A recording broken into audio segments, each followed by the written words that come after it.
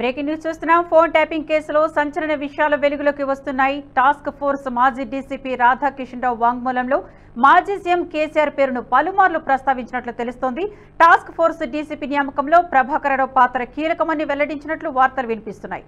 కేసీఆర్ కుటుంబ సభ్యులు పార్టీలో సన్నిహితుల వ్యవహారాలను చక్కబెట్టేందుకు తాము పనిచేశామని రాధాకిషన్ రావు వెల్లడించినట్లు తెలుస్తోంది.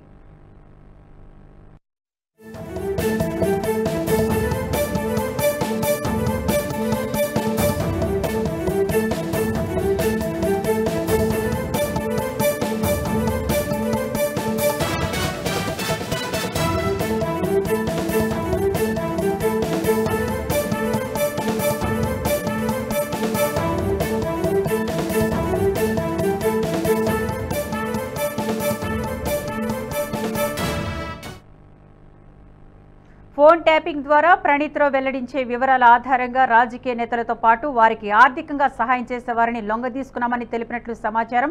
సివిల్ తగాదాలో సెటిల్మెంట్ చేస్తూ ఎన్నికల సమయంలో వారి నగదును అడ్డుకున్నామని రాధాకిషన్ రావు వెల్లడించినట్లు తెలుస్తోంది. బీఆర్ఎస్ కు చెందిన నగదు తరలింపులో వారు సహకరించినట్లు టాస్క్ ఫోర్స్ మాజీ డీసీపీ రాధాకిషన్ రావు వెల్లడించినట్లు వార్తలు వినిపిస్తున్నాయి. 2017లో ఎస్పీగా ప్రమోషన్ వచ్చిన తర్వాత టాస్క్ ఫోర్స్ డీసీపీగా నియమించడంలో ప్రభాకర్ రావు పాత్ర కీలకమన్నారు.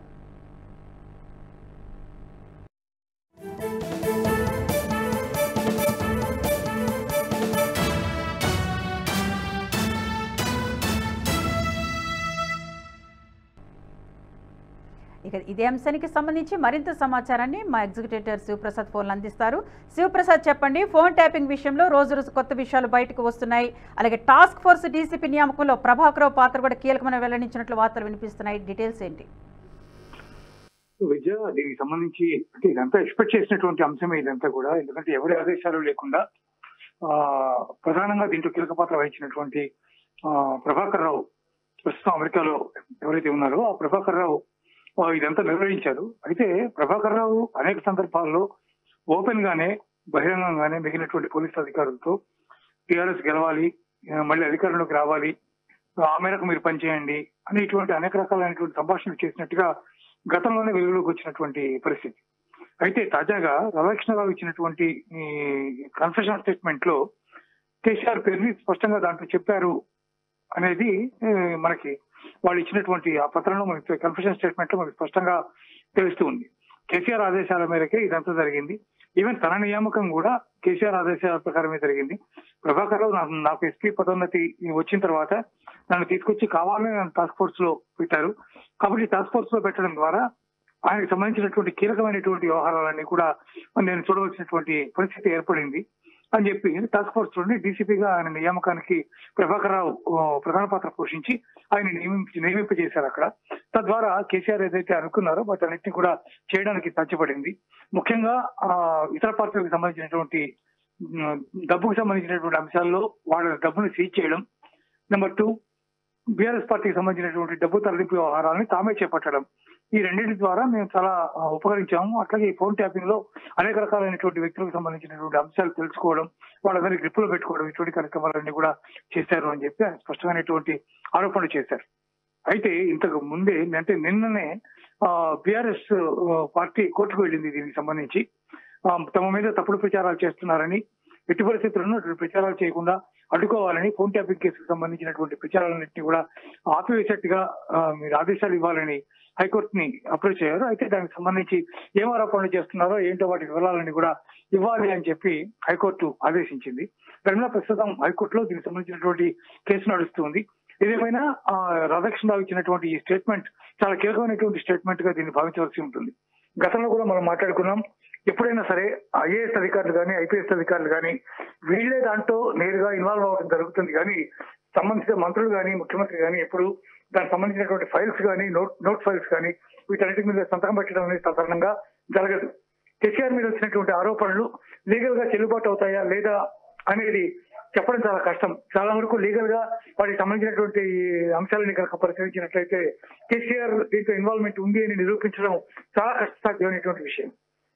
కేవలం ఆఫ్ ద రికార్డు మాట మాత్రమే చెప్పినటువంటి నేపథ్యంలో ఆయనకు సంబంధించినటువంటి ప్రమేయాన్ని ఎంతవరకు నిర్ధారించగలవు అనేది చెప్పడం చాలా కష్టమైన విషయం. కాబట్టి ఏదేమైనా అందులో ఇంట్రాగేషన్ చేయబడేటువంటి ఒక ప్రధానమైనటువంటి నిందితుడు దీనికి సంబంధించినటువంటి వ్యక్తి రాధాకృష్ణరావు ఎప్పుడైతే ఈ రకమైనటువంటి స్టేట్మెంట్ ఇచ్చారో దాని ఇంపాక్ట్ డెఫినెట్ గా బీఆర్ఎస్ పార్టీ మీద, కేసీఆర్ మీద, మిగిలినటువంటి మధ్యవర్గంలో కొంతమంది సహచరుల మీద దీని ఇంపాక్ట్ డెఫినెట్ గా పడే అవకాశం కనిపిస్తూ ఉంది విద్య.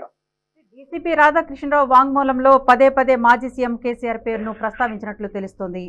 అంటే ఆయన పేరును ప్రముఖ వెల్లడించారా విచారణలో? అంటే మొన్నటి వరకు పెద్దయిన హస్తం ఉంది అన్నారు కానీ ఆయన పేరు ప్రముఖంగా వినిపించిందా, చెప్పారా? దానికి సంబంధించినటువంటి ఇవి కూడా పేపర్స్ కూడా మీడియాకి అందుబాటులోకి వచ్చాయి. ఆయన ఎటువంటి కన్ఫ్యూజన్ స్టేట్మెంట్ ఇచ్చారు అనే దాని మీద. కాబట్టి ఆయన పేరు చెప్పి ఉండవచ్చు, అది నిజమే కూడా అయి ఉండవచ్చు. కానీ దీనికి సంబంధించినటువంటి ఆధారాలు మాత్రం ఉండేటటువంటి అవకాశం లేదు. ఎందుకంటే మంత్రులు కానీ ముఖ్యమంత్రులు కానీ ఇందాక చెప్పినట్టుగా నోట్ ప్యాడ్ మీద వాళ్ళు ఏదైనా సంతకం పెట్టి ఒకవేళ ఫలానా వ్యక్తిని ఇక్కడ పోస్ట్ చేయండి అని కానీ, లేదా ఫలానా వ్యక్తిని మీకు నియోగించండి అని కానీ ఆదేశాలు జారీ చేస్తే అప్పుడు దానికి సంబంధించినటువంటి అంశంలో వాళ్ళ పాత్ర ఉన్నట్టుగా నిర్ధారణ అవుతుంది. కానీ కేవలం మౌఖిక ఆదేశాల మీద దాని మీద చర్య తీసుకునే అవకాశం ఉండకపోవచ్చు. ఏదేమైనా పార్టీకి కానీ లేకపోతే కేసీఆర్ కానీ వ్యక్తిగతంగా మాత్రం ఇది చాలా అప్రదిష్టని, చాలా తీవ్రమైనటువంటి ఇబ్బందిని కలిగించేటటువంటి అంశం. అందులో మరో 10 రోజుల్లో ఎన్నికలకు సంబంధించి ఓటింగ్ జరగనున్నటువంటి నేపథ్యంలో ఈ రకమైనటువంటి పరిస్థితులు ఏర్పడడం అనేది కేసీఆర్ కి, బీఆర్ఎస్ పార్టీకి మింగుడు పడకుండా ఉండేటువంటి పరిస్థితిని ఖచ్చితంగా తెచ్చిపెడుతుంది. అందుకే వాళ్ళు కోర్టుకు కూడా వెళ్లారు. దీనికి సంబంధించి కోర్టు ఏం నిర్ధారిస్తుందో, ఏం జరుగుతుందో దీని మీద వేచి చూడవలసి ఉంది విద్య. ఒకవేళ కేసీఆర్ అని ఆధారాలతో సహా నిరూపితం అయితే ఎన్నికల్లో ఆయన పోటీ చేయొచ్చా? అనర్హత వేటు పడే అవకాశం ఉందా? అది ఇప్పుడప్పుడే అటువంటి ఆధారాలు దొరికే అవకాశం లేదు. కారణం ఏంటంటే ప్రస్తుతం ఉన్నటువంటి పరిస్థితుల్లో ఇప్పుడు ఇందాకే నేను వివరంగా చెప్పాను దాని గురించి. ఎప్పుడైనా సరే మంత్రులు కానీ, ముఖ్యమంత్రి కానీ ఎప్పుడైనా వాళ్ళు డైరెక్ట్ గా నోట్ ఫైల్ మీద వాళ్ళు సంతకం పెట్టి ఒకవేళ పంపించి ఉంటుంటే దాన్ని ఆధారంగా తీసుకోవచ్చు. కానీ కేవలం మౌఖికంగా మాట వరుసగా చెప్పినటువంటి ఆధారాలను తీసుకుని పనిచేసేటటువంటి వాటికి కూడా ఆయన బాధ్యుడు అని నిరూపించడం చాలా కష్టసాధ్యమైనటువంటి విషయం. కావాలనే నా పేరు ఇరికిస్తున్నారు అని చెప్పి ఆయన మాట్లాడవచ్చు. అలాగే కాంగ్రెస్ పార్టీ బలవంతంగా రాధాకృష్ణరావుని బలవంతంగా హింసించో ఏదో ఒకటి చేసో రాధాకృష్ణరావు చేత నా పేరు చెప్పించింది అని చెప్పి కూడా ఆయన మాట్లాడవచ్చు. ఈ స్టేట్మెంట్ ని రేపొద్దున రాధాకృష్ణరావే నేను వ్యతిరేకించవచ్చు. నన్ను బాగా తీవ్రంగా నన్ను బాధ పెట్టి నా చేత ఈ రకమైనటువంటి స్టేట్మెంట్ ఇప్పించారు అని చెప్పి ఆయన కూడా స్టేట్మెంట్ ఇవ్వచ్చు. ఇటువంటి అంశాలు ప్రధానమైనటువంటి కేసులతో చాలా చోట్ల జరుగుతూ ఉంటాయి. అందువల్ల దీన్ని కూడా వెంటనే దానికి సంబంధించినటువంటి ఆధారాలు లభించడం, ఆయన అనర్హులుగా చేయడం ఇవన్నీ కూడా వెంటనే సాధ్యపడేటటువంటి అంశాలు కాదు. చాలా లోతైనటువంటి విచారణ జరగాలి, సాక్ష్యాధారాలు చాలా బలంగా లభించాలి, వాటికి చట్టబద్ధత ఉండాలి. అవన్నీ ఉన్నప్పుడే ఏదైనా యాక్షన్ తీసుకునే అవకాశం ఉంటుంది. అప్పటి వరకు యాక్షన్ తీసుకునే అవకాశం అది మాత్రం ఏమి ఉండదని చెప్పుకోవచ్చు. Thank you for the update Sivaprasad.